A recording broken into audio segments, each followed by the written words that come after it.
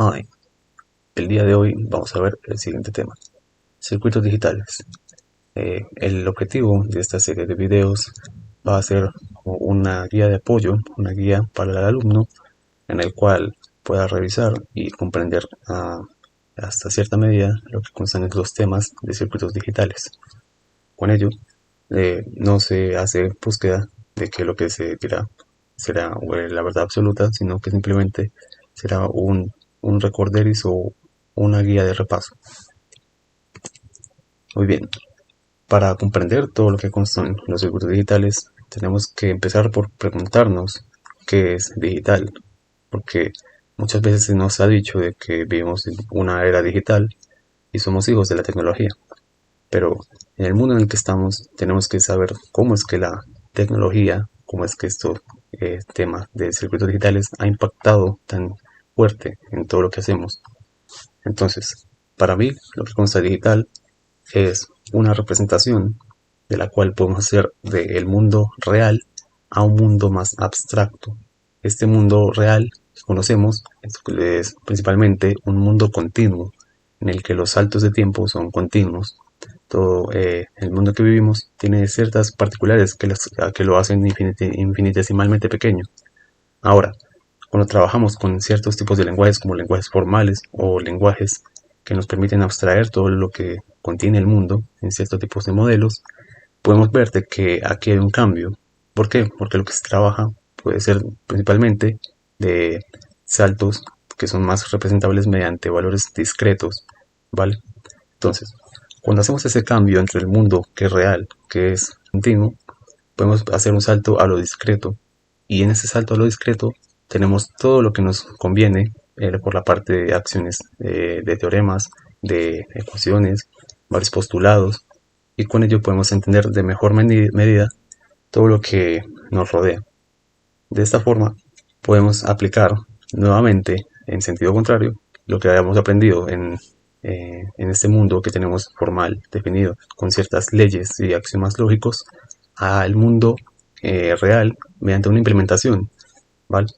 Entonces, todo lo que podamos plantear mediante el lenguaje, podemos digitalizarlo. La digitalización viene por parte de principalmente lo que son los símbolos.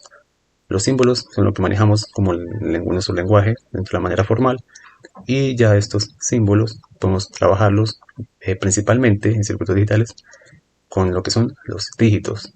Entonces, con los dígitos podemos hacer lo que son varios tipos de operaciones, así como lo que son los conocidos como sistemas numéricos, y de ahí en adelante podemos seguir construyendo para hallar lo que son más integrados, varios cosas reales a lo que viene una implementación de la realidad. Bueno, como fundamento o como piedra angular, entonces vamos a tener de que el álgebra de Boole es principalmente lo que se va a manejar todo el tiempo. El álgebra de Boole lo que nos permite es, mediante un lenguaje que trabaja principalmente enunciados de veracidad o de falsedad, poder determinar cuáles son las combinaciones que, mediante cierto tipo de operaciones, podemos llegar a un resultado. De esta forma podemos decir de que con el álgebra de Boole tenemos una forma de operar enunciados, o lo que son conocidos principalmente como premisas, de una manera lógica, formal, y siempre va a ocurrir de la misma forma. ¿Listo? Entonces tenemos que es un lenguaje prácticamente determinista. Ahora, para cuando los trabajamos en esta materia, lo que principalmente se va a trabajar son las ecuaciones mediante funciones. Esas funciones hay distintas formas de representarlo, ya con notaciones, que es algo que no es importante, pero cobra su importancia al momento de que tenemos de que realizar simplificaciones u operaciones o todo el tipo de manipulaciones algebraicas dentro de lo que consta la álgebra de Boole. Yo principalmente recomendaría hacer uso de la notación prima. ¿Por qué? Porque cuando empezamos es bastante complicado que, digamos, de primera vista sepamos separar lo que son las variables, ¿sí? Entonces yo recomendaría que inicialmente usemos mucho uso de paréntesis para separar lo que son las operaciones. ¿Por qué? Porque como podemos ver en el álgebra de Boole se tienen varios tipos de operaciones, básicamente tres, que son las fundamentales para la construcción de este lenguaje. Las veremos un poco más adelante. Y cuando realizamos este tipo de operaciones podemos despistarnos en algún punto y perder algún tipo de operación. Así que yo recomendaría inicialmente empezar con notación prima, y es la que principalmente voy a manejar en el curso, pero es igualmente equivalente a la notación de complemento, ¿vale? Solamente que es un poco más complejo determinar dónde hay paréntesis y dónde no. Y el uso de paréntesis es algo muy importante al momento de las fórmulas, porque si hay un paréntesis que, digamos, no está de la forma que debería estar, podemos tener una ecuación completamente diferente a la que se nos está enunciando.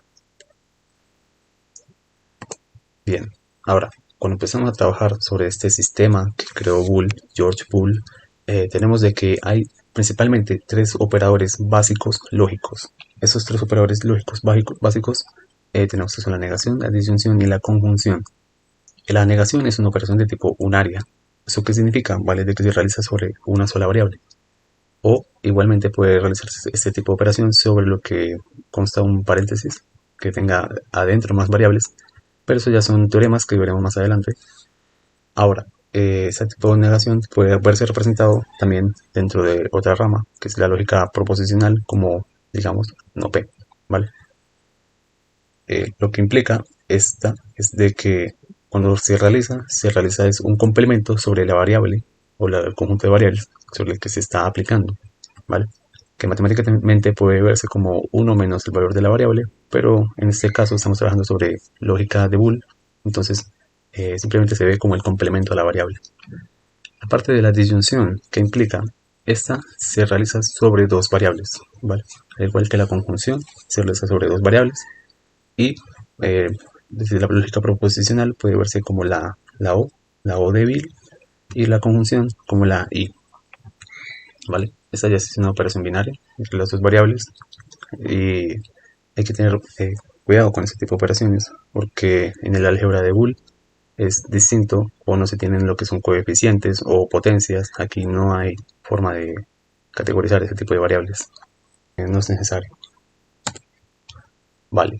A partir de ya lo que hemos visto, somos capaces de construir o delimitar lo que son ciertos tipos de teoremas o axiomas, y en el que ya a partir de varios años se han ido construyendo.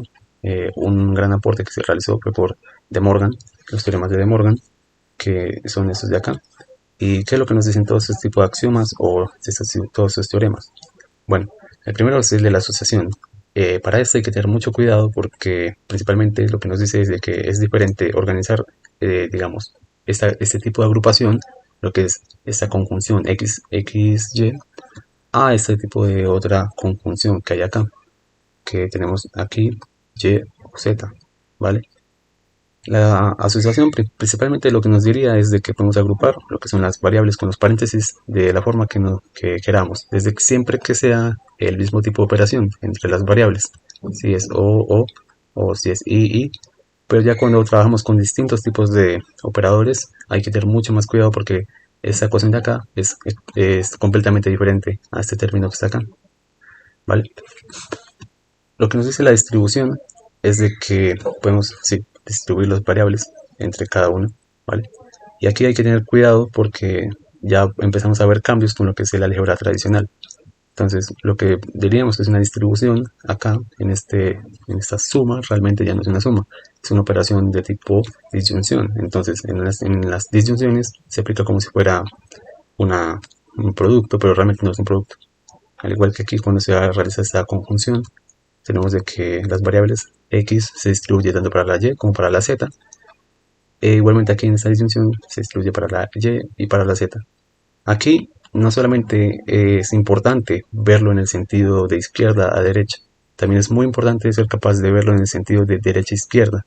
Cuando veamos aquí este tipo de operaciones de que la x está repetida en paréntesis, ¿vale? Está, digamos, en producto y hay sumas de por medio, entonces podemos ver de cómo se agrupa realmente la x fuera del paréntesis y estos dos quedan en una conjunción. Este de aquí es uno muy básico, es la doble negación. que si estás negando algo dos veces es como si no se negara nada, ¿vale? Esta es la variable original. Este es el teorema de la identidad. Y ya aquí hay varias reglas que son igualmente importantes de revisar siempre que se quiera determinar cuál es el resultado final de una variable cuando se opera con constantes o con su complemento, ¿vale? Ahora, lo que nos implican los teoremas de De Morgan es una forma de manipular lo que son las negaciones ya a conjuntos de operaciones entre variables, ¿vale? Cuando hay una conjunción entre variables, lo que nos queda es la negación de la disyunción de cada una de las variables, ¿vale? Y ya cuando estamos negando una disyunción entre variables x y, hay que distribuir cada una de las variables de las negaciones su respectiva negación. Y lo que es el símbolo, como podemos apreciar, entre cada uno de los diferentes enunciados cambia. Aquí inicialmente que era una i queda como o, aquí que era como o queda como i. Vale, para finalizar tenemos unos ciertos tipos de teoremas que son muy importantes cuando, digamos, no queremos quedar estancados en un punto. Esos son los teoremas de que nos permiten seguir más adelante en el procedimiento hasta llegar a una simplificación lo mayor que se pueda. ¿Por qué? Porque cuando realizamos simplificación de funciones algebraicas booleanas, siempre podemos llegar a un punto en el que quedamos estancados, pero realmente siempre hay algún tipo de salida, ¿vale? Todo esto, al final, el objetivo es llegar a una forma de tipo de forma normal, y esas formas normales veremos más adelante cómo se representan. Ahora, esos teoremas, para esta primera, podemos ver de que si sacamos un factor común, podemos apreciar cómo quedaría x factor de 1 o y, ¿vale? Entonces, si imaginariamente despejáramos el 1 o y, sería como tener este caso 6 de acá, x o 1. Y como tenemos x o 1, el resultado va a ser 1. Y 1 multiplicado por x va a ser x. El siguiente, lo que nos dice es cómo podemos eliminar una variable que está negada y multiplicada con otra variable, ¿vale? Si vemos de que es la misma variable, su complemento, y está multiplicando otra variable o un conjunto de otras variables, pues podemos igualmente aplicar la ley de la distribución, ¿vale? Entonces, imaginariamente, si realizamos la distribución, podemos apreciar de cómo x o x', si miramos aquí, tenemos de que es la ley número 8, nos va a dar 1. Eso va a quedar en conjunción con la otra operación, que es x o y. Entonces, ¿qué nos queda? X o y en conjunción con 1, simplemente sería x o y.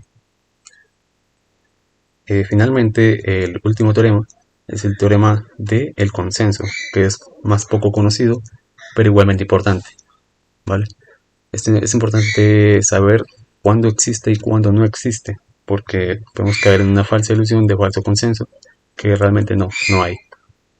Lo que nos dice es que principalmente podemos agrupar esto de diferentes formas, pero lo único que nos interesa es las dos primeras. ¿Por qué? Porque mediante un tipo de igualación, si nos ponemos a despejar toda esta ecuación, vemos de que hay valores que son equivalentes entre sí y se pueden simplificar, de forma que al final llegamos a los dos primeros términos de la ecuación, que son xy o x'z. Vale, ahora procedemos con lo que son las tablas de verdad. Las tablas de verdad ya son el resultado de empezar a aplicar lo que son los valores de 0 o 1, que son considerados dentro de la álgebra de Boole como la totalidad o la nada, ¿vale? Cuando se empiezan a realizar este tipo de operaciones entre variables y asignar un tipo de resultado, es cuando generamos las tablas de verdad, ¿vale? Entonces, cuando realizamos las operaciones de tipo tabla de verdad con 0 y 1, podemos apreciar lo que es la dualidad, ¿vale? Cuando se aprecia la dualidad es el complemento de la variable en todo caso. Y cuando se tiene un 0, parte a llegarse a 1. Y cuando se tiene un 1, su complemento será 0. E igualmente con las demás leyes, ¿vale? Para la i, siempre que los dos sean 1, va a llegarse a 1. Y cuando se realiza un tipo de operación disyuntiva entre dos variables o n variables, Eso aplica tanto para 2 como para n variables que se realice el mismo tipo de operación, sea conjunción o disyunción. Se va a llegar al resultado de que si alguna de las variables es 1, entonces el resultado implica necesariamente de que valga 1. O en la conjunción, si alguna de las dos variables es necesariamente todas son 1, el resultado va a ser 1, ¿vale? O si alguna es 0, será 0. Esto para la conjunción. Pero algo que siempre nos hemos preguntado es lo siguiente, es si es posible hallar una reducción de estas tablas. ¿Por qué? Porque cuando tenemos de que realizar el esquema de esas tablas es bastante tedioso tener que realizar siempre la cantidad de filas mediante una ecuación. Sabemos de que la cantidad de filas es 2 a la n, donde n representa el número de variables.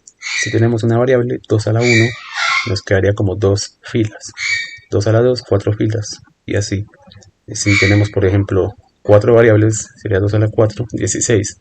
Entonces tendríamos que realizar 16 filas para evaluar todas las condiciones o todos los casos posibles que puede ocurrir dentro de las operaciones lógicas que se realicen.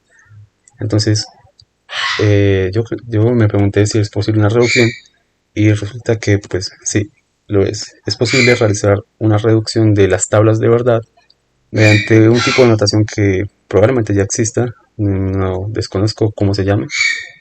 Si algo puedes dejarlo en la caja de comentarios, pero esta reducción la llamé lo que es la notación alfa, ¿vale?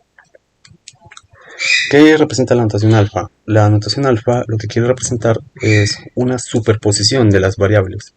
En esta superposición de lo que son las variables, tenemos de que los valores definidos ya no son valores directamente incrustados en la tabla, sino que están abstraídos dentro de las variables. ¿Qué implica esto?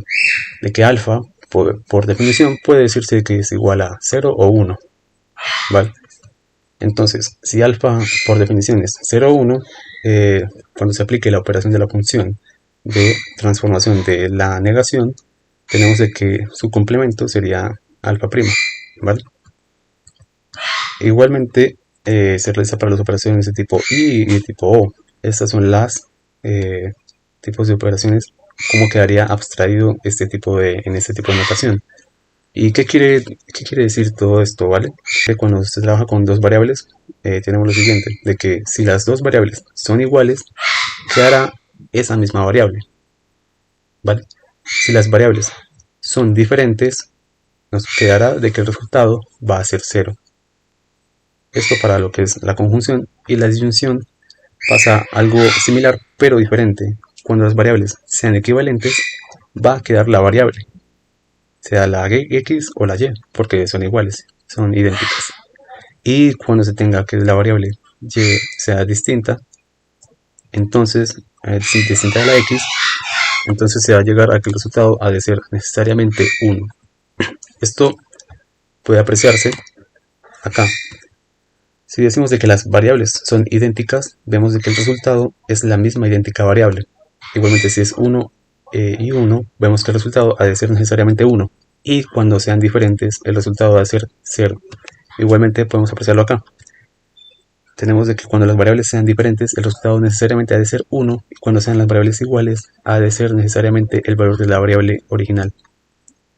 ¿Vale? Con esto lo que se ha logrado es reducir el tamaño de la creación de la tabla de 2 a la n a 2 a la n menos 1, prácticamente la mitad de lo que sea la tabla. Así que cuando se tenga que realizar una tabla de 16, simplemente se realizarán 8 combinaciones totales para lo siguiente. Me gustaría, si le interesa el tópico, saber si se puede realizar aún más una abstracción de lo que son este tipo de notación, llegar a algún tipo de notación beta o algo similar. Ya lo dejo a criterio vuestro.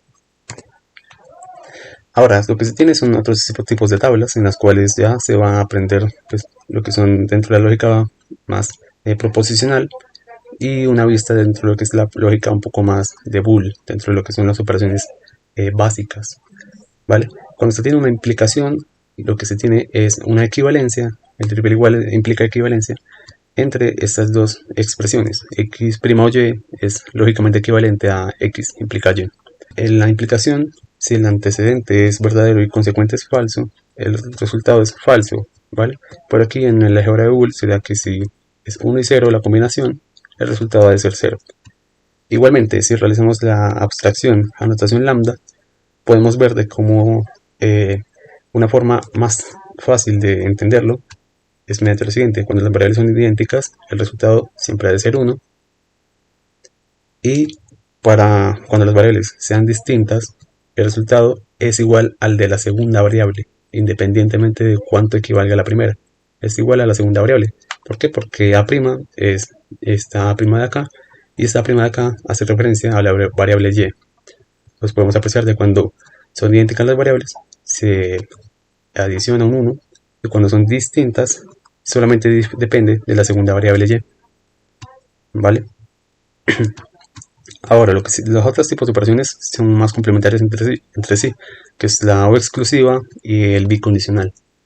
Ambas son opuestas, como mencioné, y lo único que dicen es de que cuando las variables sean idénticas entre sí, se va a obtener 0 para la O exclusiva, y cuando sean idénticas entre sí para la bicondicionalidad, entonces sí ha de ser 1, ¿vale? Ahora, finalmente hemos llegado a lo que nos consta de las formas normales. ¿Para qué nos sirven las formas normales? Bueno, una ecuación booleana puede ser escrita de cientos formas, ¿vale? Cientos, miles de formas, infinidad de formas. Entonces, ¿cuál es la forma que digamos sería lo más normal de escribirla? ¿Vale? Pues es la forma normal. Hay dos tipos de formas normales, la que es la forma normal disyuntiva y la forma normal conjuntiva, ¿vale? En este tipo de formas, lo que se nos permite es obtener una simplificación lo más comprensiblemente posible, para que cuando se haga un análisis de esas fórmulas nos permita determinar cuál es mejor. ¿Esto por qué nos sirve? Porque cuando necesitamos realizar ya lo que es una implementación en la vida real, ¿sí? Hay que categorizar cuál es el criterio de costo que más nos beneficia, ¿vale? ¿Por qué? Porque la teoría está muy bien tener tantos tipos de ecuaciones, tantos tipos de operaciones, podemos realizar infinidad de ellas, pero en la vida práctica no, eso no es posible, ¿vale? Estas formas normales es posible hallarlas a partir de una ecuación, a partir de simplificación booleana, aplicando teoremas de Boole y resolviendo lo que son las ecuaciones, o mediante otra forma que veremos próximamente, que son los mapas K, ¿vale? A partir de las formas, ya lo que nos permiten es hallar lo que es la sumatoria de min términos o la productoria de max términos. ¿Eso para qué nos diferencia? La gran diferencia es de que en la sumatoria de min términos se trabaja una sumatoria de productos, ¿vale? Entonces cada elemento está haciendo una conjunción entre sí, y luego entre cada término se está realizando una disyunción.